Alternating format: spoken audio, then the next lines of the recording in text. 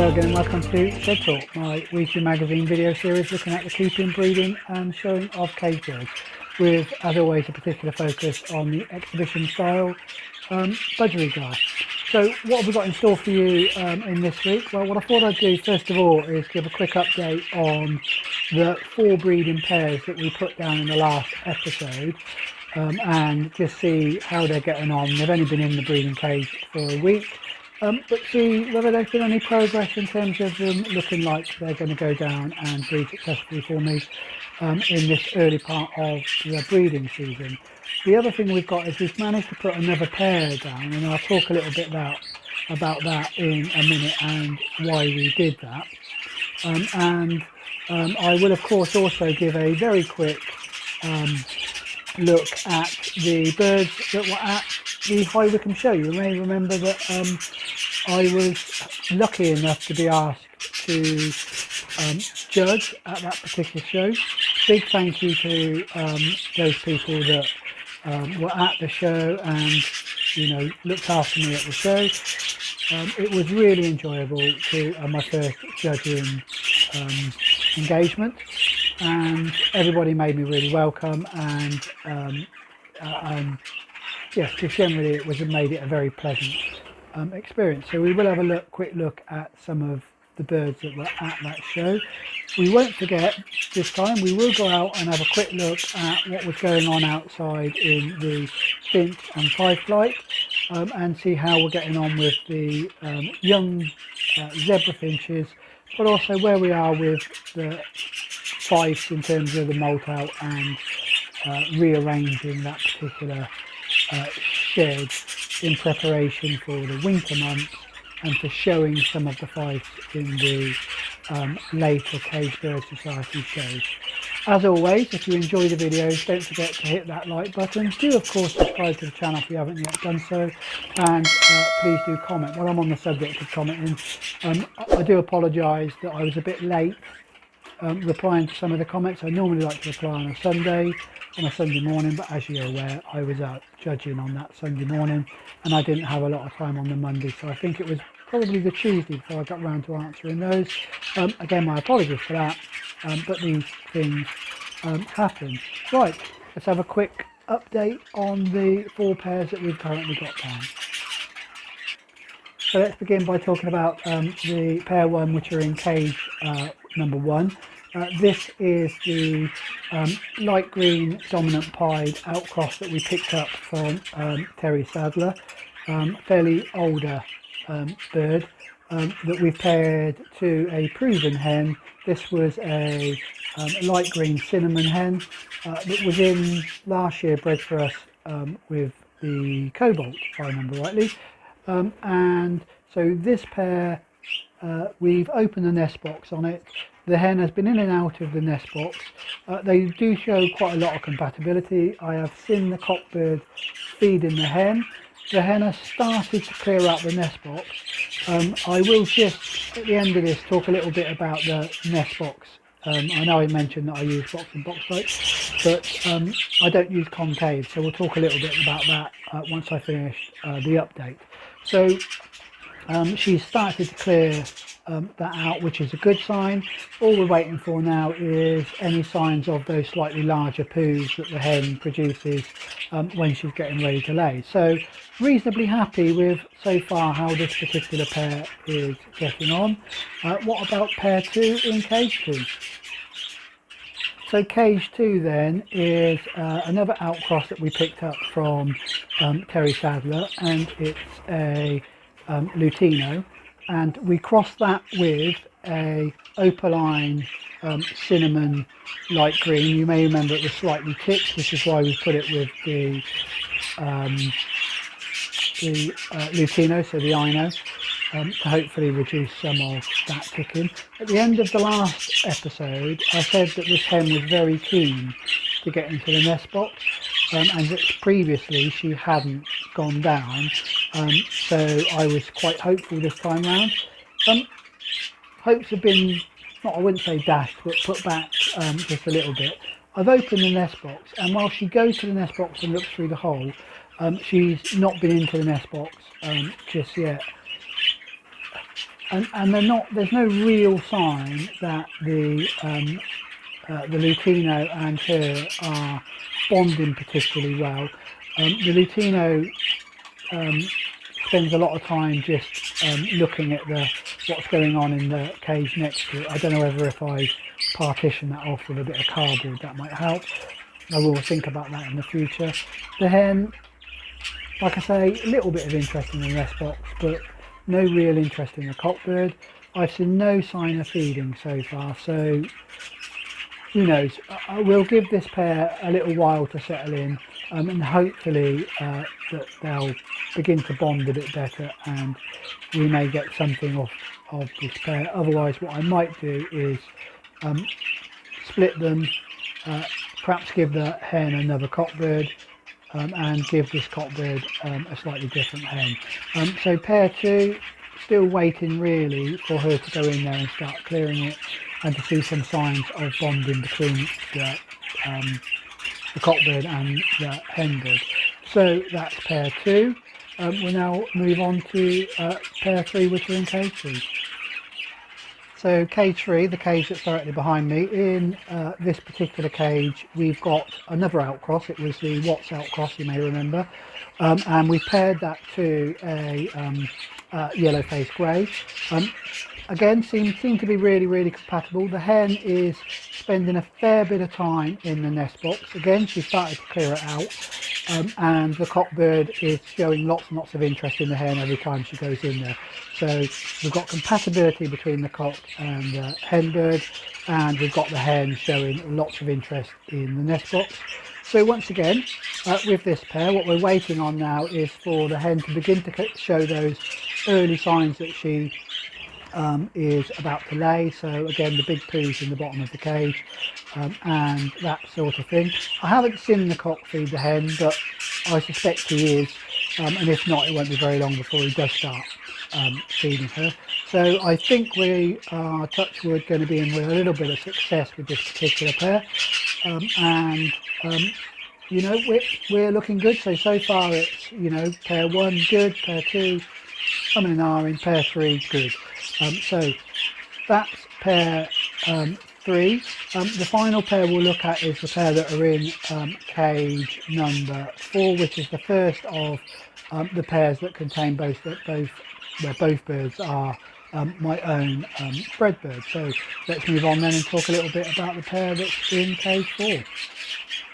Like I say, the final pair we're going to look at is a pair in cage 4, that I'm going to talk about. It's the pair in cage 4, and this is the Cobalt that bred really well for me last year. You may remember that when we popped him in the breeding cage, he looked a little bit under the weather, and I did say that you know, he never ever looks in brilliant condition, and he didn't the last time he was in the breeding cage. Well, I'm pleased to say that as per the last time when he was in the breeding cage last time, where he was very productive, you know, the moment that he's showing lots of interest in the hen, and no signs that he's poorly in any way, but still looks scruffy, and when the hen's not around, he still looks like he's, you know, under the weather. So where is this pair though? So I've opened the nest box up. Hen has been in the nest box. She spends quite a lot of time in there. She spent an awful lot of time clearing it out and preparing it for how she wants it, in terms of, you know, how she wants the nest box to look when she starts laying. Whenever she's out of the nest box, cockbirds all over her, you know, feeds her, very attentive. When she's in the nest box, he's sat outside the nest box waiting for her to come out. When she's in there, he looks his normal self, a bit sort of, you know, sorry for himself, I think is the way I looked at it. I spoke about him last time. He still looks like that, but the moment she's out, he's bouncing, showing her lots of attention, and as I say, feeding her. So once again, with this particular pair, not sure if I said what the hen was. So the hen is an opaline cinnamon yellow-faced grey. So once again with this pair, what I'm looking for now is those early signs that the hen is going to start laying, and that normally is the big poos. Now I've mentioned this a couple of times, and there may be some of you who are perhaps you're new to breeding or new to the channel and unsure what I mean when I say we're waiting to see signs of big poos in the bottom of the cage. what I will do is when one of the hens, or when I see the droppings in the bottom of the cage that look like that, I will catch that on video so you can see what I mean by the change in the size of the poos. They're much larger, but it really is obvious, and they're also a little bit more loose, a little bit damp, not runny, but a little bit damper. So large and damper poos is what we're looking for in terms of that size. But like I say, I will, the moment I see one in the bottom of the cage, or when I begin to see those in the bottom of the cage, I will catch it on film, and perhaps in the next episode we'll have a chance to have a look at what I mean by that. So that's the 4 pairs we put down in the last episode. I mentioned at the beginning of this episode that we're looking at pairing up a pair for cage 5. So what I'll do is we'll pop those into the show cage, and I'll talk a little bit about that particular pair and why I've decided to pair them. So we're going to put this pair down. The light green on the left is the cockbird, and the hen is the dark green on the right. And this pairing was sort of forced upon me a little bit, in that this hen is really in breeding condition, and she was being harassed in the main flight by 2 birds. So the first one was the one we've got with her. The other one that was harassing her was a sky blue, which is the father of the cobalt, and I decided I'd get her out and look to pair her with one of the 2 birds. She was sort of interested in both of them, and they were, like I say, harassing her all around the flight, wouldn't leave her alone. So the sky blue is actually is the father of this bird, so of this hen. Sorry. So I couldn't very well put her to the sky blue. It wouldn't have gained anything, I don't think. So I looked at this light green, and they do have a single bird in common, an outcross that I got some time ago, which was a yellow face that bred prolifically for me and actually produced some quite nice birds. It was a very nice yellow face. So I decided I would put her to this cockbird. As you can probably see already, they're, reasonably happy together. He's quite keen, so I'm hoping this pair will go down quite quickly. In terms of I suppose compatibility, really, in what I would like to get out of this. So this hen, when I did the assessment, lacked size. So although she's quite a wide bird, she lacks quite a lot of length. And I think this cockbird, one of his benefits of this cockbird was that it's quite a long bird. Not very wide, but is quite a long bird. So I'm hoping that that will add something to the offspring. The other thing this hen lacked was spots. I'm not sure the cock's going to add much to that, but he has got slightly better spots than her. And the final thing was around the overall style of the bird. This cockbird has a much better style about him for my shed than she does, so I'm hoping that will pay off in the offspring. You can see there, he's desperate to get with her, and she's being reasonably responsive to that. So there you go, sort of forced upon me, a bit of a love pairing, but also there is some compatibility here, both in terms of ancestral relationship and also in terms of what they may add to each other. So you can see how much longer the cockbird is than her. So there we go, this is going to be my pair 5 then, and they will go into the breeding cage once I've sorted out the vents and give them some spot on treatment. So I put pair 4 back in the breeding cage now. Nest box is still closed at the moment, so we are going to wait a little while before I turn that round. I'll probably only give it a couple of days because hen's showing lots of signs. Almost as soon as I put it in, she was up against the nest box. And again, the cockbird is still very, very keen on her. So I'll probably turn that around on day 2 or day 3 of them being in the breeding cage. Right, so what we will do now is we'll go out to the outside flight and we'll have an update from out there. While I'm making my way out there, why don't we look at some of the birds that were at the High Wycombe Young Bird Show.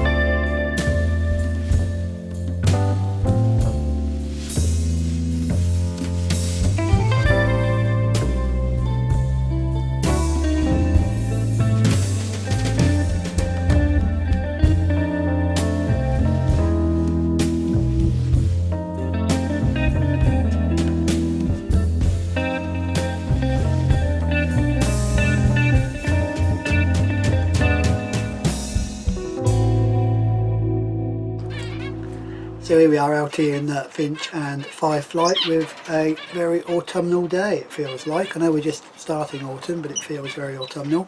I'm pleased to say that most of the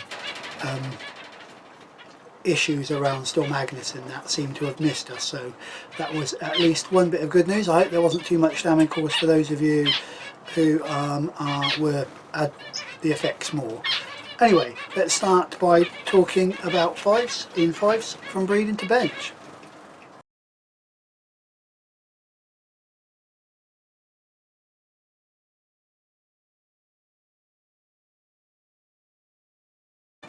So with the Fifes, I have now begun to move some of the birds into the main flight. I've started actually just with the other hen. You may remember that, sorry I say the other hen, I mean the older hen, the hen that was one of the foundation birds for my Fifes. So she is now in the main flight. What I'm looking to do over the next week, I suppose, really, is to gradually get these out, put them in the show cage, give them some time to settle. I'll probably take them indoors into the budgerigar area, only because there's more room in there, and I will do my assessment, and I plan to keep the top 4 in the cages, which I think means that I'm going to put another 2 into here. I already have in my head what the top 4 look like, but I will run them for a cage just to double check. So really that's it in here for the Fifes. Like I say, still doing a little bit of showcase training with them, but other than that we're really into that sort of wintry routine, I suppose. Sorry about that, I got a bit close to the camera there. That sort of wintry routine now, where we're going through the molt. Lights are still off in here, as you can probably tell, so they're just getting the daylight that's coming through, and as the nights close in, that's getting less and less. They're now on a little bit of tonic seed, a little bit of the supplement seed, and a little bit of soft food, the ones that are still going through the molt. But other than that, the ones in the main flight are just mainly on a seed diet at the moment. So that's really it with Fifes from breeding to bench. So what about those young zebras in the main flight? Well, with the young zebras, I said there were 2 that have hatched out now, and they're now in the flight. I'll see if I can get some video of them so you can have a look at what they look like. Both of them, you know, have been feather plucked, so they need to recover from that. There's no sign that they're continuing to be picked on in the main flight, which is good news. All of the nest boxes now have been taken out. There were a few eggs in the nest boxes that were being sat on because they were warm, but I've removed those. I didn't want them going for another round. What I will do is, when I pair up the canaries in the spring, I'll start to think about pairing up some, or putting the nest boxes back in the main flight for the zebras. But I think I do need to get a couple more zebras to go in there, particularly hens, just to I suppose give a bit of genetic variety in there. It's getting a bit close, I would imagine. So like I say, sorry about that, I have had a bit of a cough for the last 2 or 3 days. So that is it really in there. There's, you know, I don't see any problem with the Fifes and the zebras at the moment, and not seeing any real sign that the Fifes are picking on the younger zebras either. So like I say, that's it for in the Fife and Finch shed. Well, just a quick update on the 2 baby zebras. Unfortunately, the day after I filmed that clip from outside in the shed, I came in and found the youngest of the 2 had died. Now I can't see any reason. It was being fed by the parent bird, so not really sure why that happened, but you know, these things happen. It's quite a traumatic time for the young birds when they're being weaned, and it may be just one of those things. So unfortunately we did lose one of the young zebras, and hence the reason why in the clip that I showed of the zebras, you could only ever see one of the babies there. So a bit disappointing, but we did get one off them. So and that one looks like it's beginning to feather up a bit more as well. So there we go. That's the zebras. I said I'd talk a little bit about the nest box and show you that. So here that is. So I use box-in-box type nest boxes for the budgerigars, and I said I didn't use concaves. Well, the only reason I don't use concaves, or the majority of the time I don't use concaves, is because that's wherever I started breeding, I never used them. So and I've never found it to be a major problem. Some people will say that without the concaves the hen will knock the eggs around a bit and they'll all get lost and there's a possibility of losing that. I've never really had that problem, and when I have used concaves I found no difference in terms of the number of adult eggs or the number of eggs that are bedding sound. So I will stick with what I know best. So what I tend to do is right at the beginning I will fill the internal box up with bedding. So I use gold chip, I think it is gold chip bedding. I fill it quite high. What this means is the hen, well, it serves two purposes for me. One is the hen, when the hen goes in there, she tries to clear the nest box out as she would do if she was building, or building a nest in a hollow of a tree. And I think that helps give her something to do in there and help stimulate her breeding, getting her into breeding condition.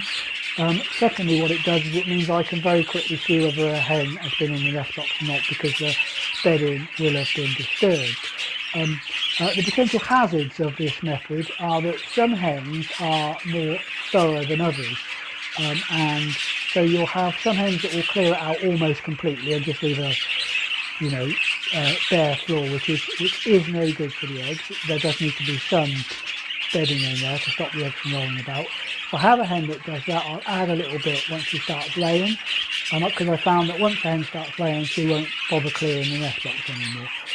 The other problem is you'll get some hens that won't clear anything out, and the risk there is that when she does start laying, she pushes the eggs underneath, can no longer see them, so assumes that the eggs are gone and won't sit on them, so the eggs then go cold.